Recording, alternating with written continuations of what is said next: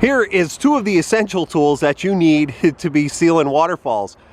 So it's Tech Tip Tuesday, and it's colder than a witch's tit in a brass bra today. So on this Tech Tip Tuesday, we want to talk about sealing waterfalls in the colder temperatures. So overnight we protected it with our frost blankets just to make sure that we wouldn't get any frost or anything into that gravel area that we have to seal. So the best case scenario, when you are in the range of about a 32-degree weather pattern, that you really got to seal waterfalls. We can't stop. If we stopped, we never get anything done. So we're going to show you what we found is the best way to do it. Here is one of the frost blankets. You can buy them at any building supply place, especially places that sell concrete tools and things like that. In the upstate New York, a lot of people use these across the whole Northeast actually. So the area that we are going to be sealing is going to be back in here. And the reason we want to bib that is because any water coming off of that urn, plus the water we're pushing in for the waterfall, we want to capture and create a pooling area. Back down in here, this area I already did, and I did that yesterday.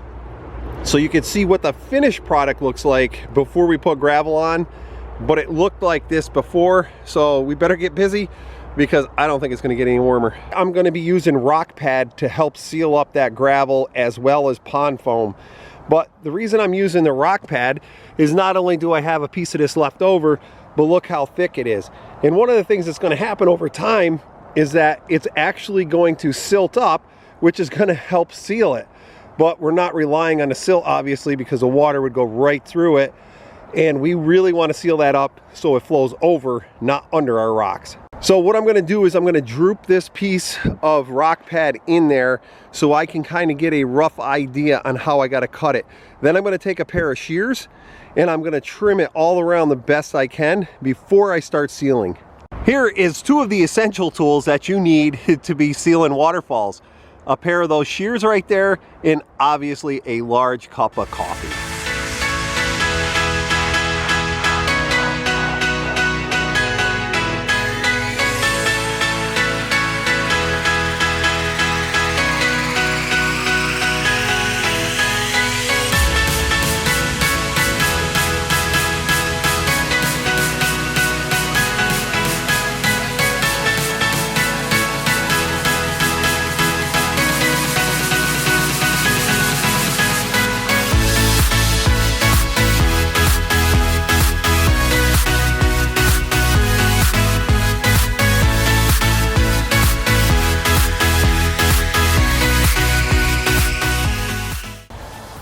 So right there, I have it really tight to the rock so that way I can get foam to go in there, press it and let it come up a little bit.